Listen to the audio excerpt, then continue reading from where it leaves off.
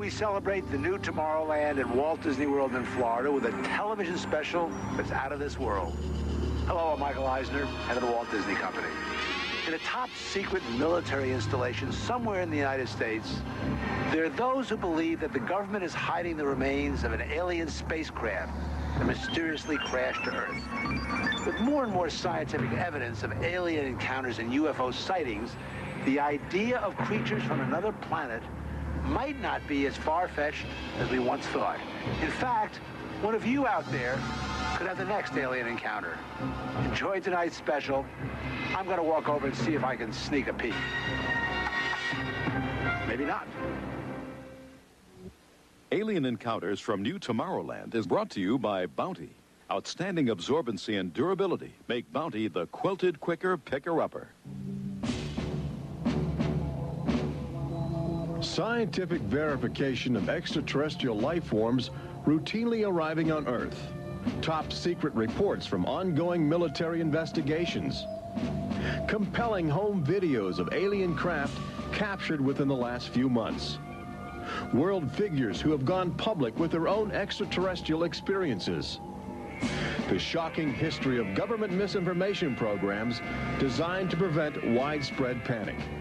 And personal accounts of those who have been abducted and studied against their will. It's happened to me, it's happened to my sister, and I believe my mother. My son looks me straight in the eyes, and he says, "They took blood out of you, Mama."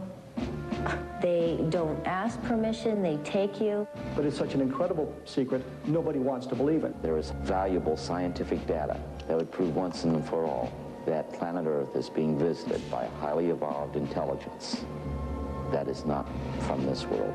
Wait a minute. I've had enough. Stop it. From beyond the boundaries of our perceptions, intelligent beings are beckoning mankind to join the galactic community. It's an invitation which is both wondrous and terrifying. This is the nature of alien encounters. Mankind has the unique ability to ignore the obvious, especially when the facts reveal a disturbing truth. We once believed the sun revolved around the earth. When Galileo demonstrated the reverse is true in 1634, he was charged with heresy and placed under house arrest for the last 8 years of his life. The charges were later dropped, 342 years later. Now, as we approach a new millennium, mankind is in the midst of the most profound event in history, actual contact with intelligent life from other planets. For nearly 50 years, officials have been documenting routine alien encounters here on Earth. And thousands of people have seen or experienced this alien presence. Yet many others still refuse to acknowledge the obvious evidence all around them. What is it like to be confronted by a creature whose intelligence and skill is far beyond the comprehension of mankind? Would it be enlightening? Would it be an exercise in terror? Or perhaps both? Here in the new Tomorrowland at the Walt Disney World Resort near Orlando, Florida, these concepts are brought to life as guests experience their own alien encounter, a sensory thriller from Disney and George Lucas. We'll give you a sneak preview later in the show. But first, we must prepare you for the future with some shocking insights from the recent past. Alien ships seem to arrive in waves. And if the last few years are any indication, planet Earth is experiencing a tsunami of sightings.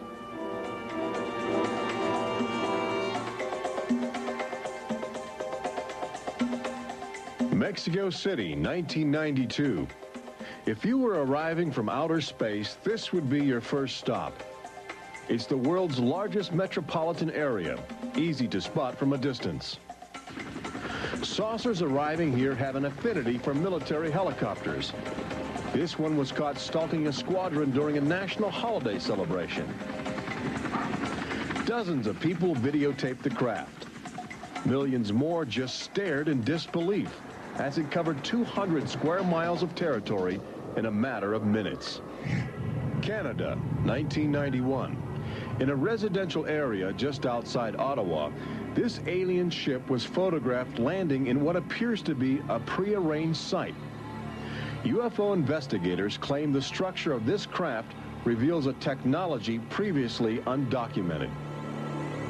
This sighting is known as the Guardian case, named after the pseudonym of the photographer who wishes to keep his identity secret to avoid harassment from local authorities uncomfortable with the notion of alien intruders. For the last few months of 1994 and lately in 1995, Gulf Breeze, Florida has been ground zero for alien encounters. Especially during the day, extraterrestrial craft have become common ornaments in the uneasy skies. Over those dunes right there. There she is, right there. Oh my God. Residents of Gulf Breeze routinely aim their home video cameras at the horizon. More often than not, they capture an astounding alien display. Oh, there it is. Right out there. Looks like an egg on top and an egg on bottom. You would think these alien sightings would be front page news. So why have they received almost no national attention? The answer is simple. For governments determined to maintain their authority, extraterrestrial contact is pure dynamite. There's beings from another planet. We don't know where they come from. We don't know what they're doing here. There's nothing we can do about it. Meet Captain Kevin Randall, retired Air Force intelligence officer, now a top investigator of alien encounters. Anytime a technologically superior civilization comes in contact with a technologically inferior civilization, the technologically inferior civilization ceases to exist. Not necessarily through conquest, not necessarily through invasion, but because the technology changes the underlying social structures of that civilization and it disintegrates. Those fears are reflected in a 1960 federally funded study by the Brookings Institution, which warned that public knowledge of alien life could cause civilization to collapse. So they began a policy of covering up and hiding the information, but they also began a policy of ridiculing, so that people who really see something are afraid to come forward. This isn't right to do the ridicule. I mean, a lot of people suffer. Retired Army officer Clifford Stone certainly suffered after he began private research into the UFO phenomena while still in the service. Well, I was given a lawful order while I was in the military to back off. I refused that lawful order. That resulted in me having to go to be psychoanalyzed, which kind of backfired on my command. But I was actually given a lawful order not to write to members of Congress without first getting it approved through my command, and not to talk to members of the media. Of course, I went out and violated all those directives simply because I felt they had no right, that I had a right. He also has determination. This collection of classified government documents represents years of determined effort by Stone to open the UFO files and offer fresh leads to investigators on the trail of the truth. It is not surprising that this book is making top military officials very uncomfortable. I think that some of the underlying concerns they have is the impact it will have on society as a whole if the information is ever released. But why have aliens chosen to visit our small blue planet, hidden on the distant fringes of an insignificant star cluster? Well, we invited them here. When we return, what is attracting alien visitors to planet Earth? Extraterrestrials take aim on America's military. A crashed saucer becomes a top-secret bombshell. The nation's capital becomes a cosmic crossroads. And later, how Disney Imagineers have designed a way to prepare humans for their inevitable alien encounter.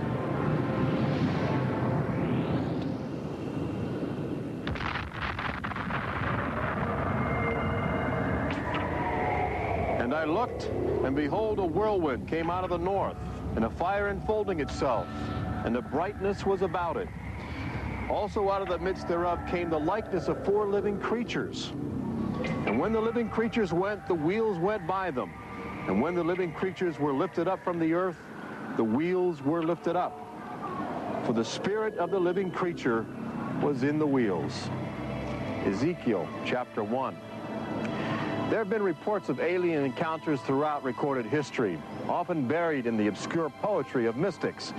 But since the end of World War II, alien encounters have adopted a darker, more menacing demeanor. No longer just spirited lights dancing in the sky, UFOs turn more brazen, announcing themselves with surprising ferocity. Most alien activity on Earth in this century seems to have been sparked by the single most profound technological achievement in human history.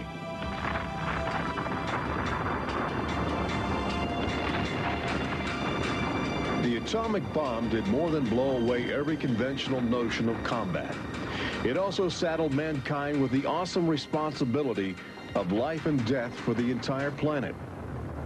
But what the world didn't know in 1945 was that the atomic bomb's brilliant burst of energy would also be mankind's cosmic calling card, announcing to the universe that a technological society had evolved on a small blue planet in the backwaters of the stars.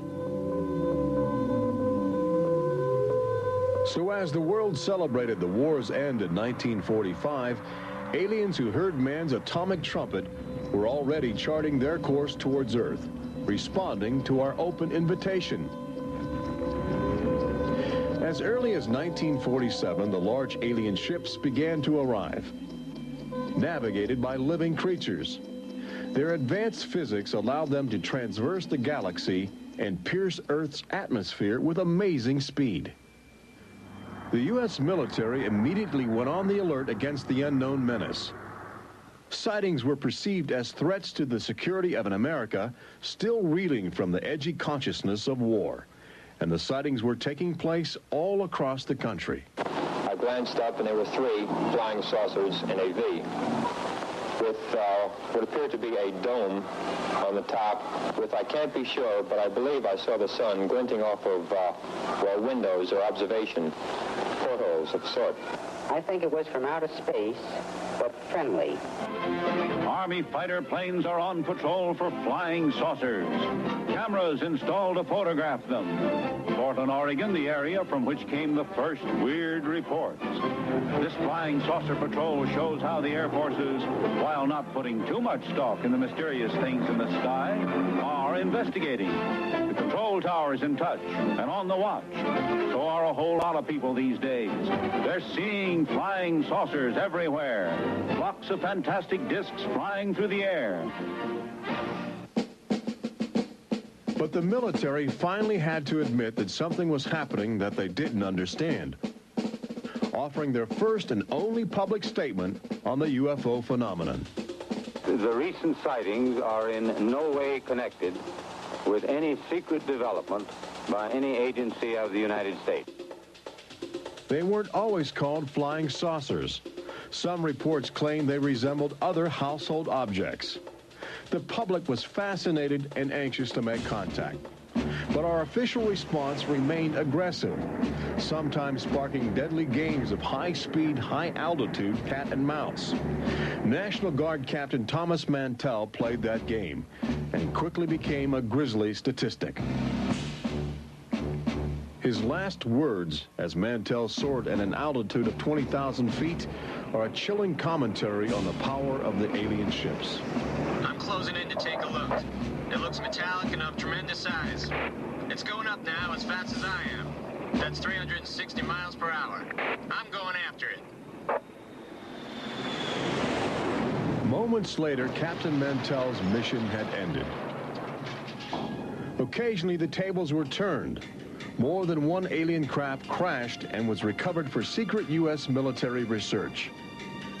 The most famous case took place in July of 1947, just outside the community of Roswell, New Mexico. Famous because local officials openly admitted they had retrieved an alien ship before their commanders instructed them to keep the story confidential. What you can't explain, they reasoned, you must deny. July of 1947, the Army Air Forces at Roswell announced we had captured a flying saucer. You can say our government announced in July of 1947 they had a flying saucer. 3 hours later, They announced, no, it's merely a weather balloon. The officers at Roswell made a mistake. But our government has come forward and said, yes, we had a flying saucer. Then they took it back. Any one of your viewers can go back to the newspapers on July 8th, July 9th of 1947, and just front page headline after headline that the government had captured a flying saucer. Don Schmidt from the Center for UFO Studies in Chicago is convinced that the Roswell case is the linchpin in America's ongoing alien cover-up. We have over 550 witnesses. They were there. They handled the debris. They saw the craft. They saw the bodies. They handled the crew members of that craft. And invariably, they all say, this was not from this earth. This is the actual site where the Roswell saucer was discovered, along with the bodies of 3 extraterrestrial missionaries who didn't survive the collision. The debris and the dead were impounded and taken away for top-secret study, while a classified investigative committee called the Majestic 12 was organized by President Truman. And a government cover-up was initiated with a calculated disinformation campaign.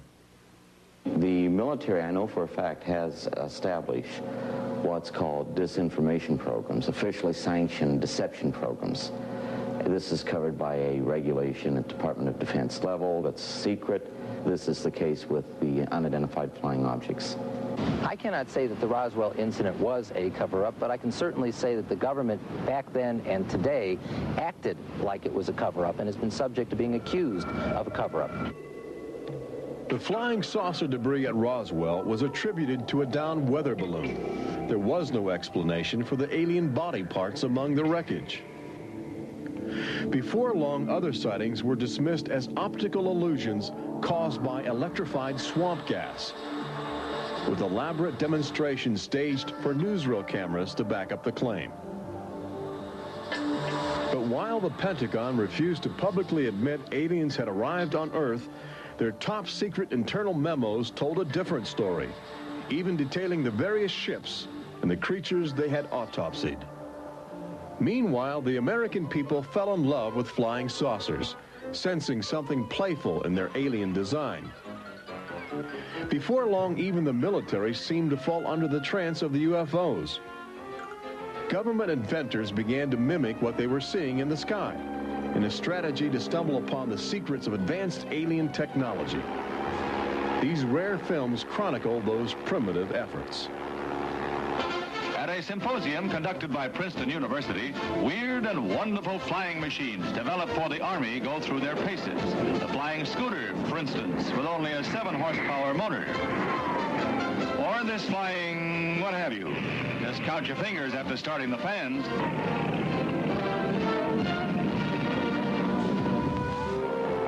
The naive attempts to copy the saucers began to look foolish, especially in July of 1952, when real alien ships were routinely buzzing over Washington, D.C., leading fighter pilots on frustrated chases lasting as long as 6 hours. It was the first time since the War of 1812 that our nation's capital had been successfully invaded by a foreign power. By the early 1960s, UFOs were having a chilling effect on our defense operations. Their tremendous speed often caused them to be misidentified as incoming intercontinental ballistic missiles, putting American air bases on red alert. There needed to be some way for the U.S. and the Soviets to distinguish between nuclear attack and alien visitors. The weapon is installed in the Pentagon, but it's a weapon of peace. This is the teletype that will operate at the U.S. end of an open line to Moscow. This link, it is hoped, will help avoid misunderstandings that could possibly trigger a catastrophe. Now, a president could be in touch with the Russian premier in a matter of seconds. The hotline between Moscow and Washington was set up so they could go ahead and make last-minute pleas that we're not attacking you and you're not attacking us. The purpose for this was to ensure that a nuclear war would not be touched off by a UFO appearing on the scopes and being mistaken for enemy aircraft. The hotline eased some international tensions, but it didn't halt the interaction between the military and the aliens, which continues to this day. November of 1975, essentially every SAC base in the United States was visited by UFOs. we have reason to believe that the UFOs went ahead and had some effect on changing the codes within the missiles, within the launch control facility, to change where the missiles would hit. 1976, September, Iran, 2 F-4s tried to intercept a UFO and shoot upon the UFO. The weapon systems of the planes go dead. The communication systems go dead. These are just 2 examples of cases which sound like they came out of science fiction, but in reality, they're from government documentation. Documents released by the State Department. The main engines up and burning. September 1991. Space Shuttle Mission 48. Commander Clayton and his crew point their cameras at the planet's horizon for a live broadcast to Earth. Many viewers noticed an alien ship playfully cavorting around the shuttle at tremendous speeds.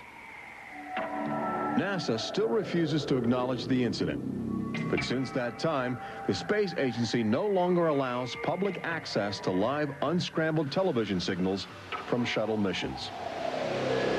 Currently in 1995, the Federal Emergency Management Agency trains personnel with a manual that suggests techniques in communicating with extraterrestrials encountered in the line of duty.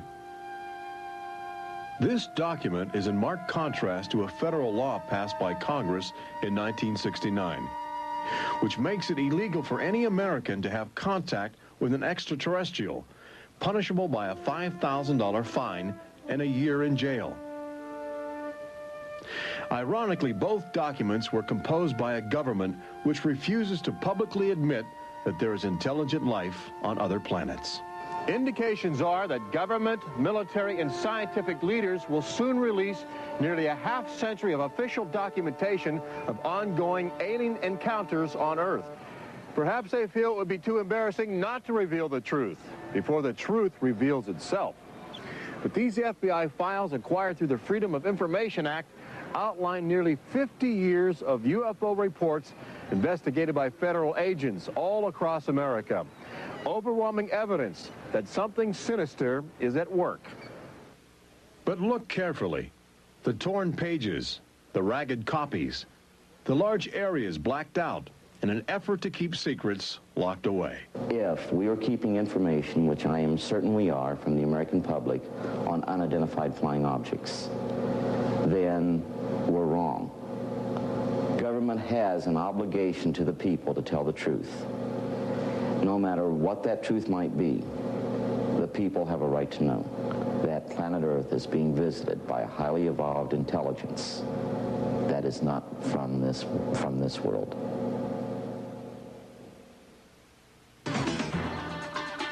When we return, meet the people who have already experienced disturbing contact with creatures from another world. They don't ask permission, they take you. See how government is monitoring mutant life forms which have already staked their claim on planet Earth. And join Robert Urich on the fringes of the future in Walt Disney World's Magic Kingdom as Disney Imagineers prepare the public for their inevitable alien encounter. Encounters from New Tomorrowland.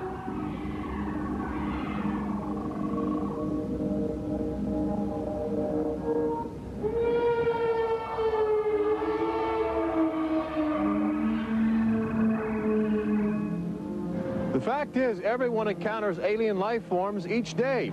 We've just become accustomed to ignoring the evidence. We expect the first visitors from outer space to arrive in flying saucers. But there are new scientific suggestions that the microbiotic organisms, which routinely invade human bodies in the form of viral disease, may have extraterrestrial connections. These minute alien life forms may very well be the advanced invasion force, leading the way to test Earth's environment for more complex and determined creatures.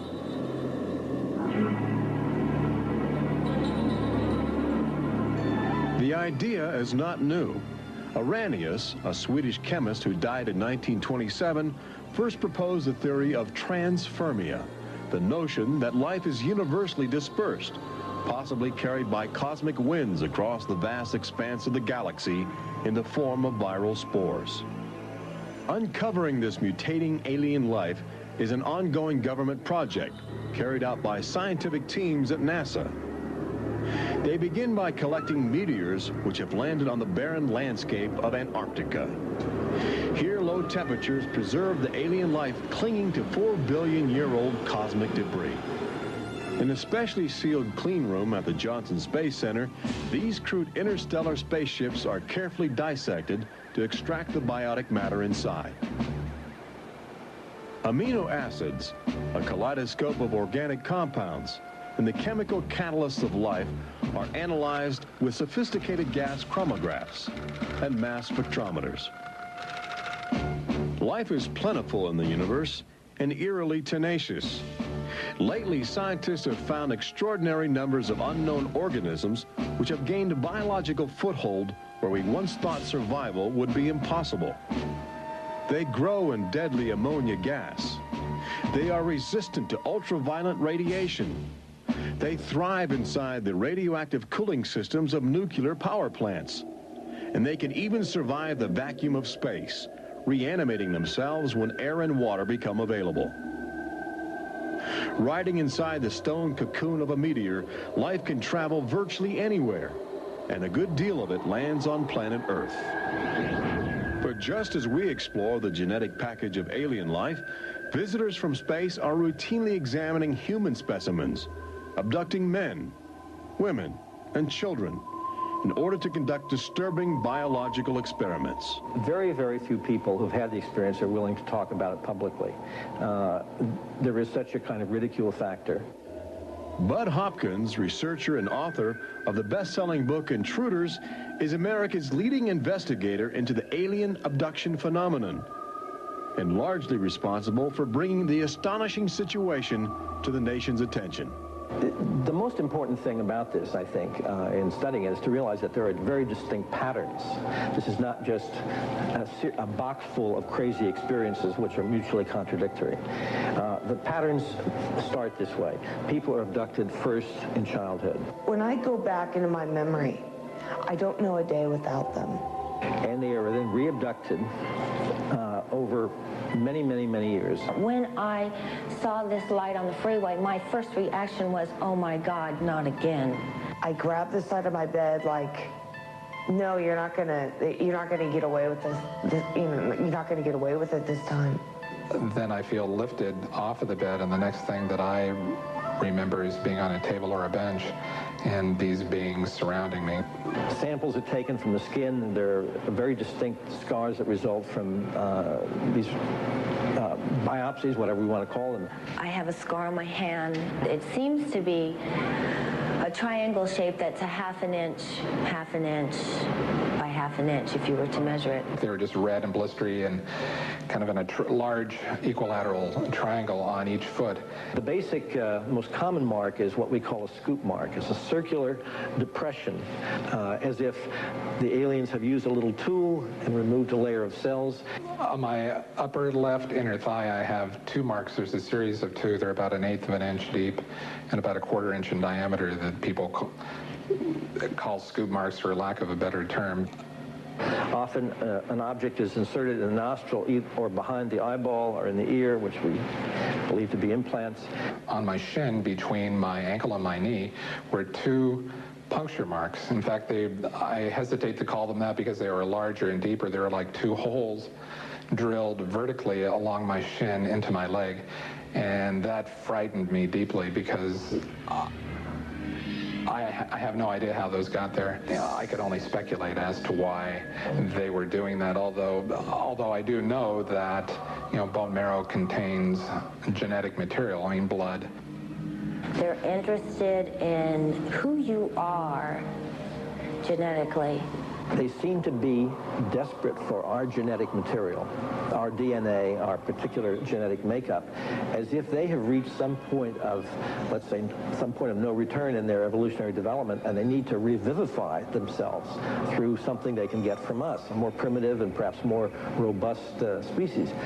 People generally describe one particular type of figure is the basic alien type, which is a small figure, 3.5 to 4.5 feet tall, huge head, huge black eyes, hairless, grayish-white skin, just a tiny slit for a mouth that doesn't move, and so forth. I'd say that accounts for about 85% of the descriptions. There's some that are very, they talk about the reptilian being like sexually aggressive, and then there's some that look like praying mantis that are very mean and very violent. It is a violation of your body. It's a violation of your space. They don't ask permission. They take you. On this earth, when you are raped, when you are mugged, even if you don't see that person that is doing you bodily harm, you have somewhere to go. You can go to the police and at least give a report whether they do something or not. You have somewhere to go. But in this case, you have no one to talk to. You have no one to say, this has happened to me. I've been so violated. You don't even know. And you're not ready for this. My love life went to hell. My schooling went to hell. Everything went to hell. And it's terrifying, it's not fun, it ruins your life because you have nowhere to go.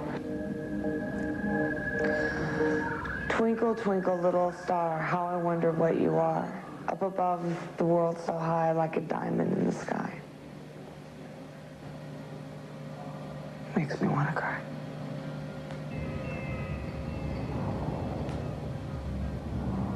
Part of the trauma involved in this is our government telling us that these objects don't exist. And I seem, and other members of my family, and other people seem to have these experiences.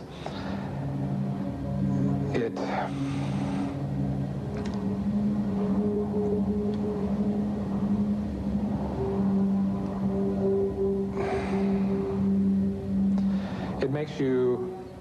makes you doubt your sanity. The range of people who have had abductions around the world, because it is a global phenomenon, is just, it's a total range. I've worked with people who are of Oriental backgrounds, African-American background, Hispanics.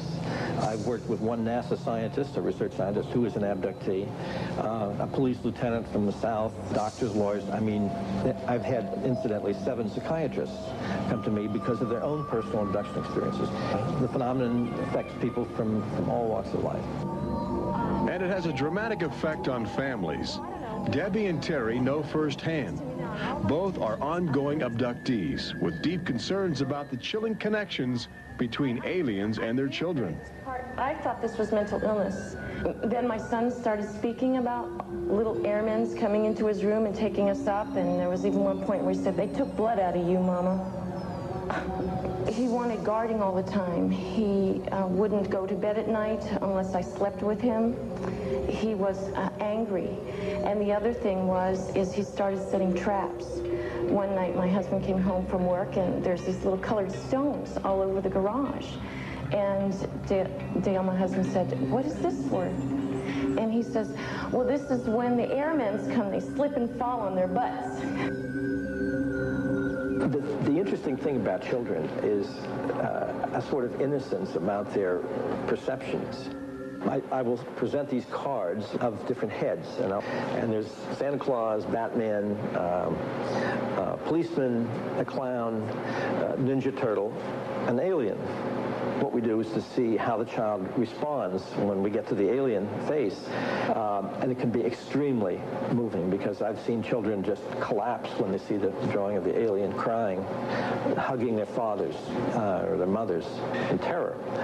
Well, she was 4 years old, and she was past bedwetting and all of that behavior. She was beyond that, and she'd never wet her bed. And when we moved to Banning, she started having nightmares every night and wetting her bed. And a couple of weeks ago, she had a bunch of scratches on her face, and she didn't have them when she went to bed. I said, "What happened?" And it was funny. The only thing I could get out of her was that she asked me, "Do aliens hurt you?" And I went, "What?" And a woman told me, for instance, that her little girl, when she was first able to talk, would tell her about these nightmares of what she called the bugs coming in the room. And they were big bugs with big eyes.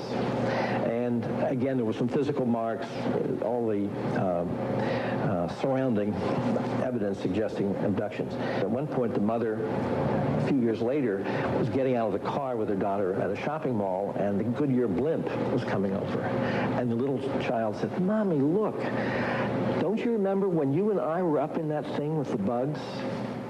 The last time I had a session,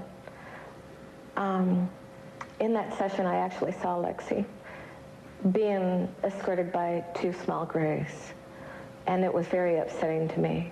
I could not handle the fact that my daughter was being subjected to something that I had no control over.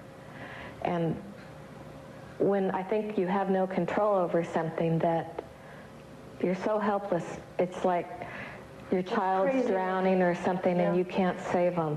I feel like I'm going to go crazy because there isn't anything I could do for my son. I know. One of the most interesting things, too, from a child's point of view, has to do with the fact that communication is telepathic. One little boy drew on some drawings he'd made for me of the aliens. He put on the side of the head, each alien head, a gigantic ear, just one. And his mother said, "What's that?" And he said, "Well, Mommy, I know they don't have ears, but I put that there because, you know, they can hear everything you're thinking." When we return, Robert Urich takes you to the new Tomorrowland in Walt Disney World's Magic Kingdom, where Disney Imagineers are creating extraterrestrial excitement, preparing the public for cosmic contact with a virtual alien encounter.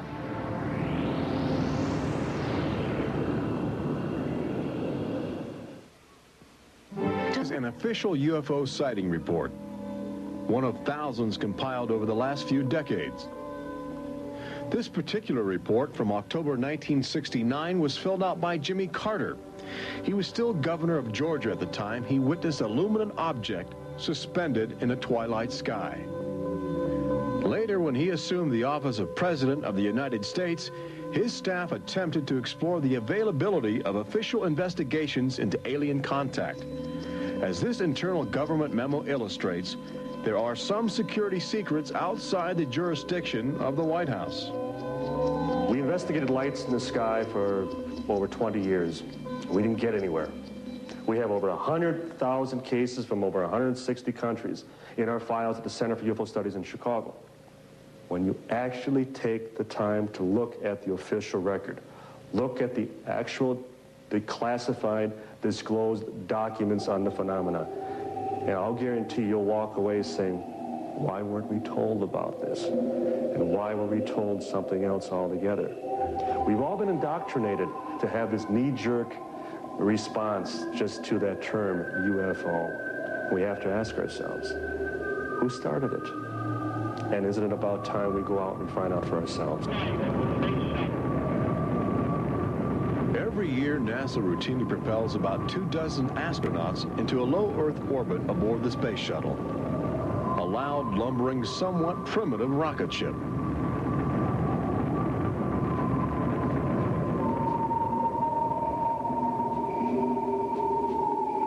But most Americans will likely explore outer space aboard crafts of alien origin.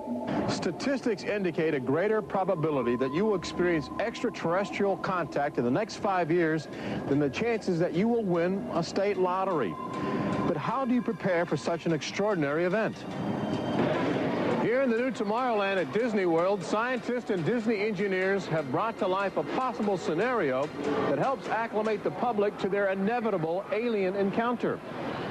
Welcome to the new Tomorrowland Convention Center in the Magic Kingdom, where humans can enjoy their first taste of the future, as well as advanced extraterrestrial technology, and begin to understand the disturbing facets of alien intelligence. Access Technologies, an interplanetary manufacturing and marketing conglomerate, is one of the first alien firms to take advantage of this showcase facility in New Tomorrowland, introducing humans to technology which promises to seize the future. Today, guests are exploring the concept of teleportation, the ability to transmit solid matter or living creatures across the endless void of space. Inside this chamber, at the extraterrestrial alien encounter attraction, cosmic representatives will demonstrate the secrets of a brave new world. Utilizing the ominous device, two very different life forms will make contact via the teleportation process. Unfortunately, high technology can backfire if operated by careless hands. As the seat restraints lock into place and the power generators are activated by anxious extraterrestrials, these happy humans are about to discover a disturbing truth. When science fiction becomes science fact, the results could be terrifying.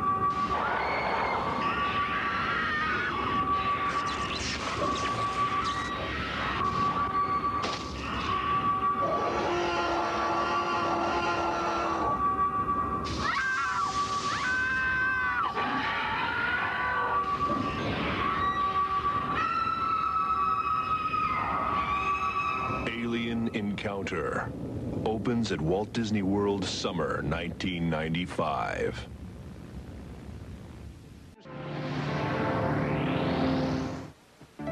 Planet Earth has always been a laboratory for alien life forms which can drop in from space or slowly mutate into bizarre fleshy organisms at our feet. Understanding the nature of these strange creatures from above and below is the greatest challenge of our age. We now know that our future, indeed the future of Earth itself, rests in the balance of the solid and the ethereal, of common sense and the irrational, in our relationship with alien life as grotesque as a fungus or as glorious as the heavens.